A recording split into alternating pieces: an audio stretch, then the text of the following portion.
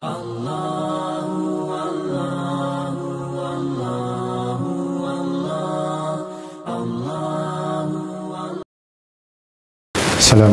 warahmatullahi wabarakatuh. Alhamdulillah, wassalatu wassalamu ala rasulillah wa ala alihi wa sahbihi ajmain, amma ba'd. Qala Allah ta'ala fi kitabil karim, a'udzu billahi minasyaitonir rajim. Bismillahirrahmanirrahim. Ya ayyuhalladzina amanu taqullaha haqqa tuqatih wa la tamutunna illa wa antum muslimun. Bapak Ibu, jemaah dirahmati Allah Subhanahu wa taala. Mari kita memulai pengajian kita dengan sama-sama membaca, mengawali dengan bacaan surah Al-Fatihah. A'udzubillahi minasyaitonir rajim. Bismillahirrahmanirrahim. Alhamdulillahirabbil alamin, arrahmanirrahim, maliki yaumiddin, iyyaka na'budu wa iyyaka nasta'in. Ihdinas siratal mustaqim, siratal ladzina an'amta 'alaihim ghairil maghdubi 'alaihim waladdallin. Alhamdulillah, Bapak Ibu sekalian, pada malam hari ini kita lanjutkan beberapa pertanyaan-pertanyaan yang dijawab oleh majelis tarjih, dan insya Allah kita akan sampaikan yang malam ini menyangkut masalah kesenian.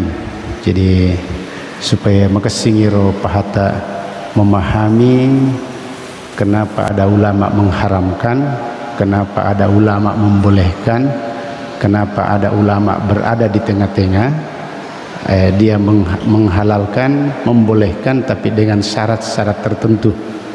Karena terlalu menjadi pandangan ulama mengharamkan, kemudian membolehkan, dan yang di tengah-tengah itu menghalalkan, membolehkan, tapi ada syarat.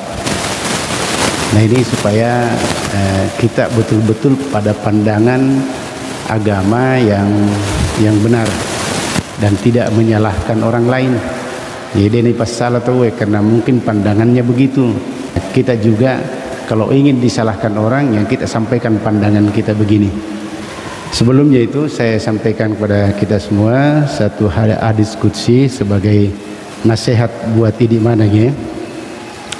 Bismillahirrahmanirrahim. Yaqulullahu ta'ala, Allah berfirman itu, ya ayyuhan nasu qad ja'atkum mau'izatum mir rabbikum wa shifa'un lima fis sudur. Ini dalam surah Yunus. Ya ayyuhan nas qad ja'atkum mau'izatum mir rabbikum. Engkan itu pole aguruang satu pelajaran dari Al-Qur'an itu dari Tuhanmu, wa shifa'un lima fis sudur, dan penyembuh bagi penyakit yang ada di dalam dada. Jadi ya kurangnya adalah pelajaran, agak senang nasihat, kemudian dia juga penyembuh. Jadi kun keki malasa-lasa atita ya, kita banyak membaca Al-Quran, dan kalau tidak bisa banyak membaca Al-Quran, kita banyak mendengarkan orang membaca Al-Quran. Kemudian disampaikan di hadis qudsi ini, falimala tuhsinuna illa liman ahsana ilaikum. Magi nasa, mengapa kalian itu berbuat baik hanya kepada liman ahsana ilaikum. Yuna semak mapidece nasabak tu mapidece tu tawiro. Kenapa kamu berbuat baik kepada hanya orang yang berbuat baik kepadamu? Artinya magampamir mapidece kima, berbuat baik kepada orang karena orang itu baik. Wala tasiluna illa man wasalakum. Hanya berhubungan dengan orang yang juga menghubungi kalian. Magitu ina sengero ieu pamusi sumpung nareko nasi sumput to ko tawe ieu pamuhubungi tawe nareko nahubungi ko. Kira-kira begitu. Wala tukallimuna illa man kallamakum. Itu pemabicara lokusi di tahu nareko ni pemabicara. Jadi kau ini awak bicara, dia ni bicara. Wala tut'imuna illa man at'amakum. Itu pemilingi andresi dia tahu narik ku agak-agak. Itu pemilingi narik ku agak-agak. Kalau dia tidak pernah memberikan sesuatu kepada kamu, kamu tidak mau memberikan. wala tukrimuna illa man akramakum, yaitu apa menghormati si dia tahu narikui hormati kok. Jadi ini pesan ini Bapak Ibu sekalian, maka deh ini sebagian kita, tidak semuanya mungkin pelajarannya, maka deh magi mapide celok ketawe dan tidak semuanya, tidak seragam. Kenapa kamu berbuat baik hanya orang yang berbuat baik kepada kamu? Kenapa kamu hanya berbicara kepada orang yang mengajak saja kamu bicara? Magi menghubungi si dia tahu nasabah itu miru hubungi kok. Magi mau beri agak memberikan makan karena dia juga memberikan kamu. Jadi kong kata kasih denang kena hubungi ki, dene hubungi angkat perlu andre dene nilainya pada denang kena natuluk ki misalnya begitu. Walaisa li ahadin ala ahadin fadlun, maka di Allah Ta'ala tidak ada kelebihan seorang di atas orang lain.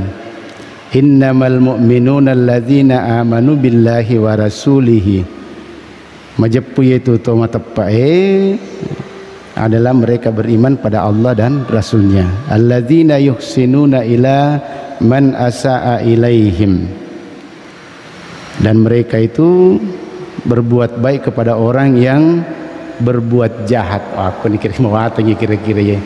Jadi alladzina yuhsinuna ila man asa'a ilaihim, yero narek pura kina napitna tawe pura kina gana tawe, ya kadang kita sulit berbuat baik kepada orang seperti itu ya, padahal ini suatu akhlak yang sangat tinggi ya. Biasa ku pura kina bacci tawe pura kina aga tawe, nah kita tidak mau berbuat baik lagi kepada mereka.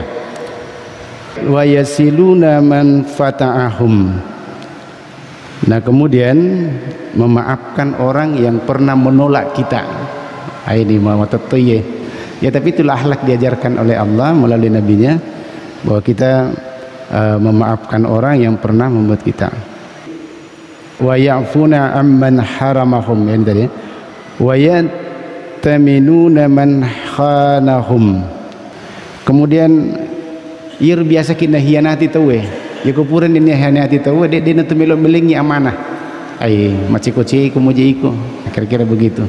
Padahal mungkin waktu ero maciko, tapi yang ke hidayah lain Allah Ta'ala dia bertobat, tapi ada ini kan manusia biasa mi karkipuran duit puran piran nak mumpitai makor kedomu kamu berkhianat ya, dia nu percaya kok. Jadi agak berat memang ini mempercayai orang yang sudah mengkhianati kita. Wa yukallimuna man hajarahum, kemudian berbicara kepada orang yang mendiamkan kita. Jadi gong ketupure rodena teriki na bombe dan sebagainya, melo kisah dima bicara serba salah ki, atau melo si sumpu dena dulu, ini juga berat. Wa yukrimuna man ahanahum, nah kemudian menghormati kepada orang yang menghinakan kita. Jadi aku biasa kira-kira napakatuna kita we mawatalat da sedih harga itu we imir mega ini itu makabala mi ya, peku cara tomak kabala, peku cara na lipak kotoi. Itulah akhlak yang sebenarnya tidak boleh kita lakukan, tapi ya makure di memang selalu kita mengasah diri kita ini supaya maka singero akhlak kita. Wa inni bikum lahabir, dan sesungguhnya aku mengetahui kalian, kata Allah. Jadi mudah-mudahan akhlak-akhlak seperti ini bisa kita jadikan pengajian sebagai wasiat, sebagai nasihat. Maka dia macuki pengajian tentu beda dengan orang yang selalu tidak melakukan pengajian, tentu beda ki ya. Dia cocok pada ki orang yang di pinggir jalan biasa-biasa saja itu tanpa ilmu, dengan kita ini yang ada ilmu. Harus berbeda dalam tindakan, berbeda dalam tutur kata, ya berbeda dalam cara mengambil keputusan-keputusan. Jika pada mungkin itu kegunaan kilo masih gie, itu kegunaan ki mendirikan salat dengan baik, tidak ada manfaatnya juga kita berjamaah kalau pada miru cara tampe kedota orang yang di luar masjid, yang jahil, yang tidak paham apa-apa, yang gampang marah, gampang berteriak, gampang pasti salah dan sebagainya. Ya komakomi rugilah kita ini yang selalu bermajelis, selalu mengharapkan pahala dari Allah dan perubahan. Baiklah Bapak Ibu sekalian, kita masuk kepada persoalan tadi. persoalan kesenian ini ada dua persoalan kesenian mengenai masalah menyanyi dan menggambar, melukis, gambar, melukis dan membuat patung secara seni. Nah ini tadi saya katakan bahwa dari Majelis Tarji itu memberikan pandangan bahwa ulama ini berada pada 3 pendapat.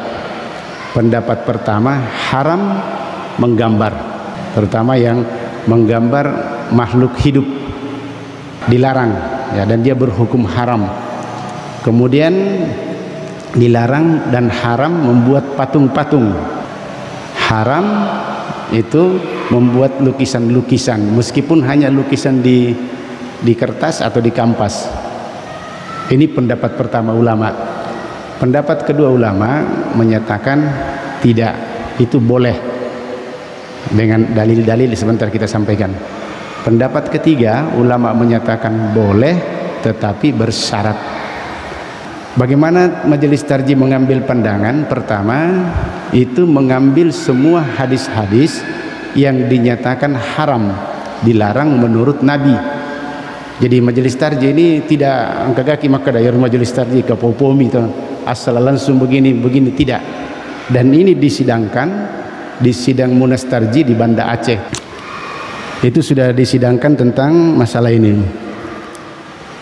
Nah kemudian kalau tidak salah tahun 1995 ini sudah disidangkan. Yang pertama ditinjau dari hadis. Jadi yang kaki matu napodato dan lele memang ada dalilnya, dan berapa banyak hadis itu membicarakan tentang larangan melukis, menggambar dan membuat patung.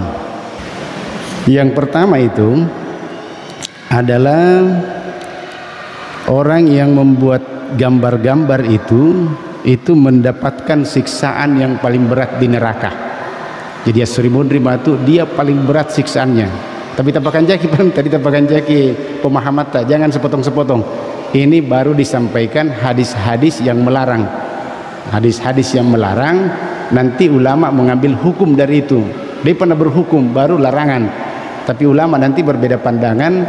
Hadis ini ada yang menghukumkan haram, ada yang menyatakan tidak haram.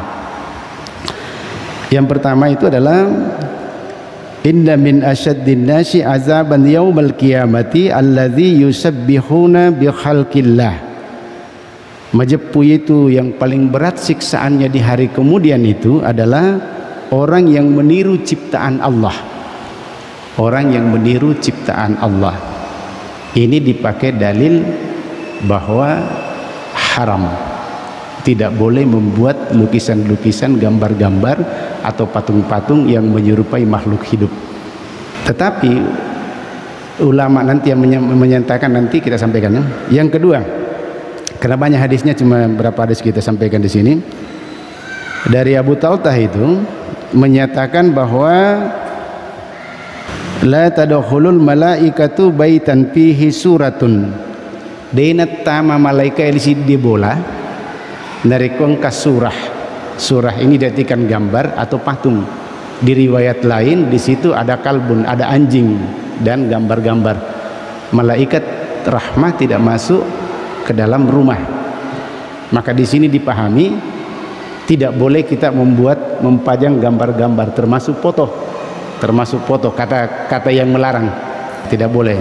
Jadi kalau foto-foto menurut paham yang melarang dan berpaham itu haram, itu tidak boleh. Kemudian hadis yang ketiga adalah suatu ketika Rasulullah Shallallahu Alaihi Wasallam itu ada gambar binatang. Jadi yang kana lana sitrun fihi timsalu ta'irin wa kana dakhilu idza dakhalas takbalahu faqala li Rasulillah sallallahu alaihi wasallam hawwili hadza fa inni kullama dakhaltu qara'aituhu zakartu dunya. Jadi waktu nanitir gambar-gambar aero maka dia nabita gambar binatang ya. Jadi melihat gambar itu seperti burung ya, ada timsal itu tame bolana nanitero, maka Rasulullah mengatakan kepadaku singkirkan itu apabila itu gageh ya, apabila itu gageh, karena mengingatkan saya itu kepada dunia narik kuwit itu agagai maringar rangat lino. Di sini juga dipahami ulama yang memahami hadis ini menyatakan dilarang ada gambar-gambar atau lukisan-lukisan. Hadis yang keempat dikatakan di sini bahwa innal ladzina yasna'una hadhihi surah yu'adzabuna yaumal qiyamah. Yang disiksa di hari kiamat itu dikatakan pada mereka orang yang membuat gambar-gambar itu. Kemudian yaqulu lahum ahyu ma khalaqtum, maka dikatakan pada mereka coba hidupkan gambar-gambarmu itu dan berikan dia nyawa. Kemudian hadis selanjutnya mengenai masalah hadis kelima dari Aisyah, mempunyai kain bergambar terbentang menutupi sebuah rak, jadi yang kekor gambar erosi dia gandasane, kemudian menghadap kepadanya, maka beliau bersabda, ya singkirkan itu. Aisyah menyingkirkan itu dan membuat sebagai bahan bantal. 5 hadis ini sama sekali menurut ulama yang menentang, membantah bahwa ini adalah haram, menyatakan di situ tidak ada kata ini, tapi dipahami larangan. Tapi jadi kongko ulama menyatakan larangan, ini dalilnya. Masih banyak lagi hadis-hadis seperti ini. Nah, yang menyatakan tidak haram dan boleh itu berpandangan kepada pertama ayat Al-Quran. Ayat Al-Quran surah As-Saffat ayat 95 dan 96. Karena ini dalil, jadi dalil pasti runtui ya antara hadis dan Al-Quran, itu cara tarjih. Kala ta'buduna ma tanhitun, maka dari Nabi Ibrahim, apakah kamu menyembah patung-patung yang kamu pahat? Jadi patung itu ya buai-buai, apakah kamu menyembah patung-patung yang kamu pahat? Wallahu khalaqakum wa ma ta'malun, padahal Allah yang menciptakan kamu dan apa yang kamu perbuat. Betulnya patung itu dicelah pada zaman Nabi Ibrahim karena patung itu disembah. Nah, pancaji itu sumpah-sumpang. Maka di sini Al-Quran memberikan bahwa tidak apa-apa membuat patung sebagai hasil karya seni. Ini ulama yang menyatakan boleh, karena yang dilarang itu kalau patungnya disembah. Kalau tidak disembah ya tidak apa-apa. Yang kedua, dengan mengambil dalil kepada surah Saba ayat 13, ya'maluna lahu ma yasha'u min mahariba wa tamathila wa jifani kal jawabi wa kudurin rasyiyat. Para jin itu membuat Nabi Sulaiman apa yang dikandungnya, karena itu Nabi Sulaiman ke gedung-gedungnya, ada gedung-gedung tinggi, dan watamatsilah jamak daripada tim patung, jadi banyak patung-patungnya. Jadi pada zaman Nabi Sulaiman justru anggotanya Nabi Sulaiman membuat patung-patung di dalam istana-istananya. Wajifana kal jawabi wa qudurir rasyiyat, dan piring-piring yang besarnya seperti kolam dan periuk yang berada pada di atas tungku. 2 ayat ini memberikan bahwa boleh membuat patung-patung gambar-gambar itu sepanjang tidak disembah, tidak ada unsur penyembahan. Nah, Bapak Ibu sekalian dirahmati Allah Subhanahu wa taala, kemudian ada hadis ditemukan dari Sahih Muslim yang juga memberikan indikasi bahwa tidak terlarang dan boleh dalam hal anak-anak patung atau boneka-boneka. Ini di waktu Aisyah masih kecil. An Aisyah anna Nabiy sallallahu alaihi wasallam tasawwajaha wa hiya bintu sab'i sinin. Jadi waktu Aisyah kawin Rasulullah sallallahu alaihi wasallam itu berusia 7 tahun. Dia hidup serumah, kemudian dalam 9 tahun itu wa zuffat ilaihi wa hiya bintu tis'i sinina waluhuma ma'aha wa mata anha wa hiya bintu samana asyarah. Jadi setelah bersamanya beliau, dia memainkan boneka Jadi yang ke boneka ero boneka anak patung perempuan. Jadi yang ke boneka-bonekanya, dan itu dimainkan oleh Aisyah. Dimainkan oleh Aisyah karena waktu masih kecil. Jadi yang kedua, di hadis yang kedua juga begitu, bahwa aku selalu, kata Aisyah ini, aku selalu bermain boneka di dekat Rasulullah dan mempunyai beberapa orang teman bermain bersamaku. Apabila Rasulullah datang, mereka bubar, lalu Rasulullah mengumpulkan mereka untuk bermain kembali. Jadi dua hadis ini dari kisah Aisyah, mereka bermain boneka, berarti yang menyatakan, ulama menyatakan boleh sepanjang tidak disembah. Bagaimana paham dalam majelis tarjih, ya, mensidangkan ini? Apakah harus Al-Quran bertentangan dengan hadis atau hadis bertentangan dengan Al-Quran? Tidak, tidak seperti itu. Jadi ini dipelaga Pak Nuden, itu nasi salah. Yang salah itu adalah cara pemahaman kita, cara kita memahami. Nah, jadi koi di matu misalnya seliwa mengkelinga kira meloki berdebat, jangan kita berdebat. Ini urusan ulama.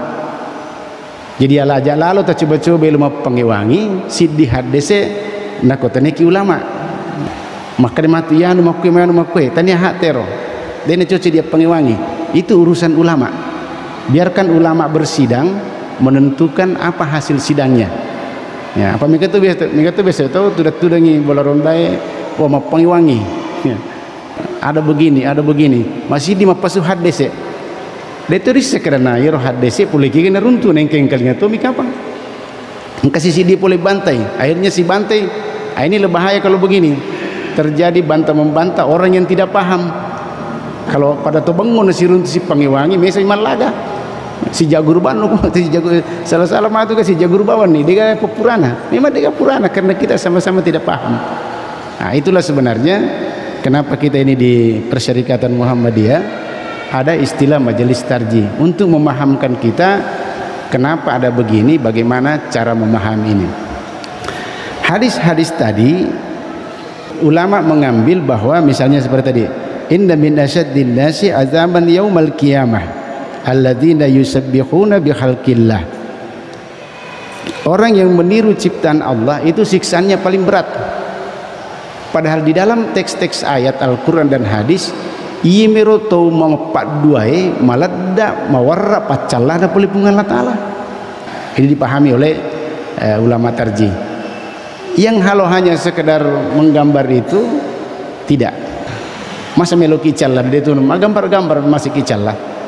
Tapi yang diberikan siksaan berat itu adalah orang yang syirik, orang yang menjadikan berhala-berhala. Gambar itu dijadikan berhala-berhala, sehingga keputusan yang diambil jadi dari nas-nas yang ada tadi ini bahwa dari Al-Quran, maka yang berkaitan dengan pembuatan patung mereka ketemu buat patung berkaitan dengan as-sompang berhala-berhala ada hubungannya ke sana, maka itu haram. Tapi mereka itu gak sekedar dia adalah lukisan biasa dan tidak ada hubungannya ke sana, ya hanya lukisan biasa saja, itu tidak apa-apa. Tapi perlu kita hati-hati, perlu untuk hati-hati. Majelis tarjih juga perlu kehati-hatian. Jangan sampai kutusi di kampung, misalnya kita katakan ini boleh, tetapi dia akhirnya nanti menimbulkan kesyirikan, itu tetap ditolak.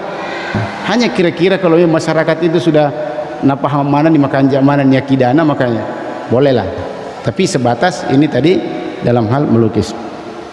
Kemudian yang kedua, lukisan-lukisan atau patung itu sebagai karya seni dipahami, tidak dipahami sebagai berhala, maka tidak apa-apa. Seperti pada Nabi Sulaiman. Nabi Sulaiman tadi ini dibikinkan agak sena patung-patung dan lukisan-lukisan. Kemudian yang ketiga, ya tadi sudah keharamannya tadi. Nah, keempat ini adalah illat atau sebab. Nah, sebabnya kenapa larangan tersebut. Nah, dipahami dari hadis-hadis itu adalah ya seperti tadi. Kenapa dilarang orang membuat lukisan-lukisan malaikat tidak masuk? Itu dari keempat dua yang mempercaya ya lukisan-lukisan ngero ada di rumahmu atau ada patung-patung di rumahmu kau jadi kan mega maku kue engkau agak percaya roh kesannya si rakyat-rakyat nero bola-bola ini buat rangi patung apalah begitu. Nah, yang kalau seperti begini memang malaikat tidak masuk. Dia nama malaikat, tapi kita ini yang iman bagus, masa tidak masuk malaikat? Tulu mengaji ke bolata, masih kiri ke bolata, masuk pajat tahajud ke bolata, masuk pajat duha ki, masa malaikat tidak masuk? Karena kita tidak punya keyakinan terhadap benda itu. Maka dia secara ilat seperti begitu. Maka dari Majelis Tarbiyah dengan pertimbangan-pertimbangannya menyatakan bahwa masalah gambar dan masalah patung itu masuk dalam hukum kategori logika hukumnya dipahami melalui penalaran rasional, tidak langsung teks begini ya, tapi dia masih bisa dinalar secara rasional dengan beberapa nas-nas yang bisa diberikan. Yang kedua, larangan menggambar dan pembuatan patung itu pada era Nabi Muhammad, karena waktu itu tahu pujila ada makai buat patung-patung, makai mana pujila ada tuh makai buat gambar-gambar, kemudian dia sembah. Itu peninggalan dari zaman Nabi Nuh. Kita sudah cerita dulu bagaimana Nabi Nuh itu orang saleh, dilukis, digambar, kemudian setelah itu dia puas na gambar, na kebuah patuna. Setelah itu tidak puas lagi, didatangi untuk dimentahi berkah-berkah, kemudian tidak puas lagi, diberikan sesajen-sesajen dan sebagainya. Akhirnya patung-patung ini disembah sampai terus menerus sampai di Mekah. Ya, itu berkembang terus, maka datang Nabi Muhammad. Maka alasan kedua bahwa larangan pembuatan patung dan gambar makhluk hidup itu dilihat dari konteks perjuangan Nabi Muhammad SAW adalah memberantas pekerjaan sumpah-sumpah berhala. Maka itu dilihat sebagai memberantas menyembah berhala. Nah, kalau sekarang masih ada ya kita jadikan sebagai itu bahwa tidak boleh. Ini dalam untuk memurnikan tauhid, Nah, sehingga mega tuntutan-tuntutan itu banyak ulama-ulama sebenarnya itu memberikan tuntutan tafsiran-tafsiran ulama masa lalu perlu kira-kira dikaji ulang karena zamannya berbeda dengan zaman sekarang. Ya, zaman sekarang dalam hal tertentu ini manana kalau sudah hal-hal yang qati salat di wedding itu sudah begitu, tapi kalau yang masih bisa dipikirkan, dirasionalkan, digunakan teks-teks hadis yang lain atau Al-Quran, ya boleh ditinjau kembali. Kemudian di zaman modern pembuatan patung gambar makhluk ini tidak untuk disembah. Jadi kira-kira makor ini tuh kira-kira foto ki engkau foto na keluarga tata tempel ke bolata, tidak ada niat kita untuk menyembah. Memang semata-mata hanya sebagai perhiasan, ya, sebagai perhiasan. Yang keempat, di dalam Al-Quran kecaman patung itu hanya kalau dipuja, diyakini, disembah. Aku meruna wedding madosa ki. Karena Bapak sekalian, dari sini maka Tarji mengambil hukum berkisar sabakna iya gage. Maka dia menentukan 3 hukum. Dari hasil sidangnya itu menentukan yang pertama, bila gambar patung-patung yang dibuat itu untuk disembah atau mendekati, dipercaya, diyakini itu gambar dan patung itu sebagai unsur ketuhanan, maka di situ hukumnya haram. Nah, ini menurut Majelis Tarbiyah. Jadi dari kero gambar-gambar buah atau patung-patung itu ada unsur berhala dan ada unsur penyembahan atau keyakinan di dalamnya, maka deku pasang wedding mende daleku seperti ada itu saya lihat foto-foto kebiasa foto-foto wali biasa kami foto-foto wali nataruh ke dompet natawe biasa podang mang itu pakai itu nasi perikantong nasanya ustaz salama ki. Ini yang salah. Nah, kalau sudah begini memajang foto-foto wali itu yang haram hukumnya. Untuk foto dan patung dijadikan sebagai sarana pengajaran. Pak guruang, anak SD, Pak guruang inilah namanya manusia, ini namanya hewan, ini namanya tumbuhan dalam bentuk gambar atau bentuk apa itu bisa di diorama atau patung-patung kecil atau boneka, maka itu boleh. Hanya sebagai dasar cara Pak guru mendekati, mengajarkan anak-anak dan sebagainya. Itu boleh sebagai sarana pengajaran. Nah, kemudian untuk perhiasan gambar-gambar atau patung ini sebagai perhiasan itu juga ada hukumnya. Dua hukum. Kalau tidak dikhawatirkan mendatangkan fitnah, maksudnya ya kui pakai rogaga tidak itu fitnah kepada kita, maka itu mubah, hukum mubah, boleh. Tetapi kalau dia mendatangkan fitnah, maka dua macam lagi hukumnya menurut tarjih. Yang hukum pertama, jika fitnah itu membawa maksiat, maka dia berhukum makruh. Jadi dia berhukumkan makruh. Madosa ki. Tapi kau isa lewi, ya kita tidak dapat pahala. Tapi kalau kita tinggalkan itu, misalnya yang taruh nak kita itu ada fitnah maksiat, tak salah bawan nih. Kemudian kalau dia fitnahnya itu kepada musyrik, haram. Jadi dia sudah berhukum haram. Jadi jelas kira-kira Bapak sekalian, ini cara memandang hukum yang diambil oleh majelis tarjih. Jadi tarjih ini kadang berjalan di tengah, kadang tegas, kadang juga ya sesuai dengan bagaimana yang dipahami Al-Quran dan bagaimana dipahami oleh hadis dan bagaimana yang dipahami secara kaidah usul fikih. Dan yang bersidang ini bukan satu orang. Jadi itulah kita di majelis tarjih itu tidak menerima pendapat kalau hanya satu orang, meskipun dia ahli, dia terima. Nanti diterima kalau berkumpul beberapa ahli membicarakan satu persoalan, barulah diberikan hukum. Jadi kalau misalnya kita dengarkan pendapat bin Bas misalnya, itu haram. Tapi itu kan pendapat satu ulama. Nah, kalau majelis tarjih tetap diambil, kenapa dia menyatakan haram, itu masih dipelajari. Dia tetap payala. Ada beberapa ulama yang mengharamkan ini, tapi kita tidak langsung ambil. Jadi Bapak sekalian dirahmati Allah Subhanahu wa taala. Jadi kon kaki mapaham aku maka foto juga itu haram. Terserah kita memahaminya. Yang jelas paham betul dalilnya. Jangan hanya sekedar ikut-ikutan mendengarkan langsung menyatakan haram, langsung menyatakan boleh. Tetapi kenapa dia haram? Karena begini-begini. Kenapa dia boleh? Karena begini-begini. Ya, jadi perlu dilepahang sehingga kita tidak menyalahkan orang. Majelis tarjih menghargai ulama yang mengharamkan. Dia tidak menyalahkan. Ya, silakan pendapat kita berbeda, cara pandang kita berbeda, cara mengambil hukum juga. Ya itulah yang diambil oleh majelis tarjih. Sekali lagi, gambar patung itu kalau tidak ada unsur berhalanya tidak apa-apa, boleh. Termasuk foto keluarga itu tidak apa-apa. Itu dibolehkan. Ya kira-kira Bapak sekalian pada menicap waktu insyaallah nanti minggu depan kita bicarakan lagi bagaimana pandangan tarjih tentang menyanyi. Ini juga gencar ini menyanyi. Kalau YouTube kita dengar penuh ditulis haram. Ya, kita dengarkan juga yang tidak mengharamkan. Baru kita bisa memilih bagaimana tarjih melihat ini. Kalau haram ya haram, kalau tidak ya tidak. Ya kira-kira begitu Bapak sekalian. Insyaallah kita lanjutkan minggu depan. Subhanakallahumma bihamdik, asyhadu an la ilaha illa anta, astaghfiruka wa atubu ilaik. Assalamualaikum warahmatullahi wabarakatuh.